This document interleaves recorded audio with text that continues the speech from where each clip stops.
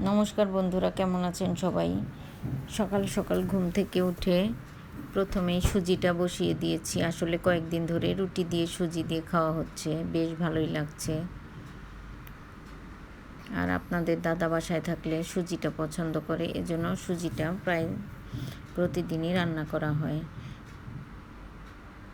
দুধ দিয়ে সুজি খেতে আসলে ভীষণ ভালো লাগে। এটা যেমন বাচ্চাদের জন্য পুষ্টিকর, তেমনি বড়দেরও খেতে ভীষণ পছন্দ। এবার সুজি হয়ে গিয়েছে, রুটিটাও ভাজা শুরু করে দিয়েছি। রুটিগুলো ভেজে সকালের নাস্তাটা করে নেব।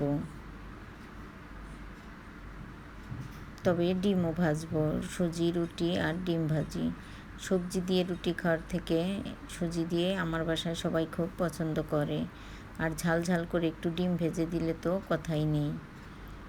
তবে মাঝে মধ্যে সবজিও করা হয়। এত সকালে আসলে ঘুম থেকে একটু দেরি করে উঠলে সবজিটা রান্না করা একটু কষ্ট হয়ে যায়।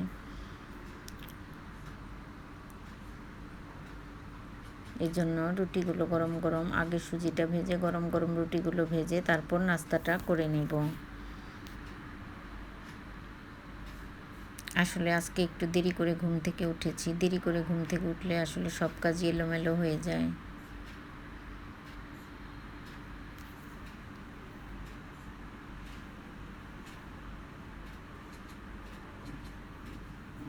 এবার সবগুলো রুটি ভাজা হয়ে গেছে, ডিমও ভেজে নিয়েছি, নাস্তা টাস্তা করে নিয়েছি।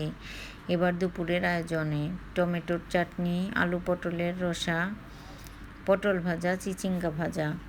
আমি আলু আর পটলটা কেটে পটল ভাজি বসিয়ে দিয়েছি, আর আলু পটলের রসাটা আগে রান্না বসিয়ে দিব, তারপর চিচিঙ্গা ভাজি কেটে নেব।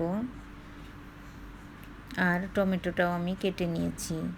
পাশের চুলায় আমি টমেটো দিয়ে চাটনিটাও বসিয়ে দিব। আসলে আজকে কোনো মাছ বা মাংস রান্না করব না, আজকে নিরামিষ সব কিছুই রান্না করব। নিরামিষ বলতে আলু পটলের রসায় তো পেঁয়াজটা দেওয়া হয়নি, তবে মুসুরির ডাল পেঁয়াজ দিয়ে রান্না করেছি, আর চিচিঙ্গা ভাজিতেও পেঁয়াজটা দিব। নিরামিষ না ঠিক, আজকে সবজি ডাল চাটনি এগুলো দিয়ে আজকে আসলে রান্নাবাড়া করলাম। এগুলো দিয়ে আজকে ভাত খাবো। প্রথমে আলুটা, পটলটা এগুলো ভেজে নিব, তারপর মশলা কষিয়ে দিয়ে আলু পটল দিয়ে ঝোলটা দিয়ে দিব। আলু পটল দিয়ে ঝোলটা দিয়ে দিব।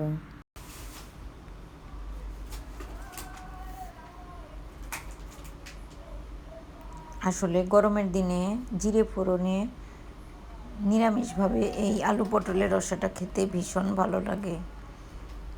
আমি এখন কষানো মশলার উপর আলু আর ভাজা আলু আর পটলগুলো দিয়ে দিলাম, দিয়ে একটু নেড়ে চেড়ে তারপর ঝোলের জন্য জলটা দিয়ে দিব। আর এভাবে করে আলু পটল রান্না করলে শুধু এই আলু পটলের রসা দিয়েই ভাত খাওয়া যাবে। গরমের দিনে মাঝে মাঝে আলু পটলের রসা খেতে ভীষণ ভালো লাগে। আর নতুন পটল উঠেছে, এখন পটলের টেস্টটাও অনেক।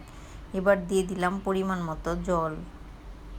আমি একটু বেশি করে জলটা দিব, আলুটা সেদ্ধ হবে আর পটলটাও সেদ্ধ হবে, তারপর ঝোল ঝোল একটু রাখবো।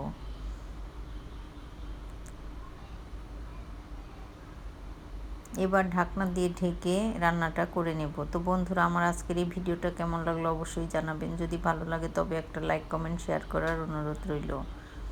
এবার আমি দিয়ে দিলাম উপর থেকে ঘি। আলু পটলের রসাটা রান্না আমার হয়ে গিয়েছে, ঝোলটা অনেকটা শুকিয়ে গিয়েছে, আলু পটল সবই সিদ্ধ হয়ে গিয়েছে। এবার আমি 1 চামচের মতো ঘি দিয়ে দিলাম, ঘিটা দিয়ে আমি নামিয়ে নিয়েছি। এবার টমেটোর চাটনিটাও বসিয়ে দিয়েছি, আর মসুর ডাল সিদ্ধ করে নিয়েছি, ডালটাও রান্না করে নেব। কালো জিরে পেঁয়াজ ফোড়ন দিয়ে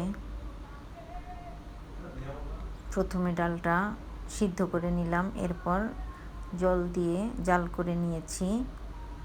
তারপর সব মশলা, আসলে ডালে তেমন মশলা দেওয়ার নেই, পেঁয়াজ আর কালো জিরে দিয়ে আমি ডালটা ফোড়ন দিয়েছি। এবার রান্না করেছি চিচিঙ্গা ভাজি, আলু পটলের রসা, পটল ভাজি, মুসুর ডাল আর টমেটোর চাটনি।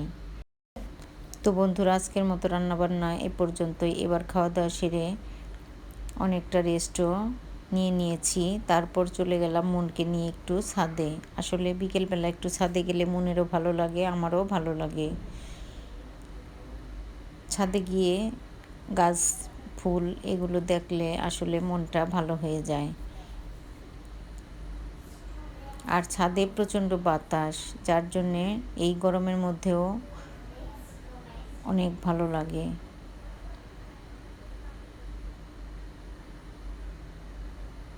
ছাদে নানা ধরনের ফুল ফুটেছে।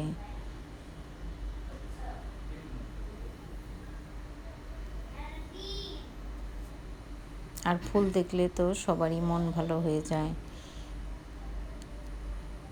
তো বন্ধুরা, আজ এ পর্যন্তই। দেখা হবে নতুন কোনো ভিডিওতে। সে পর্যন্ত সবাই সুস্থ থাকবেন, ভালো থাকবেন। ভিডিওটি দেখার জন্য সবাইকে অসংখ্য ধন্যবাদ। অনেকটা সময় আজকে আসলে ছাদে ছিলাম।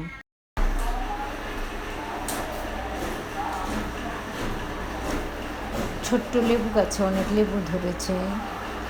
আসলে যত্নেই সব কিছু হয়, যত্ন করলে রত্ন মেলে। মনও একটু ছাদে এসে ঘোরাঘুরি করছে। আসলে ছাদে সবারই ভালো লাগে, ছাদের খোলা বাতাস।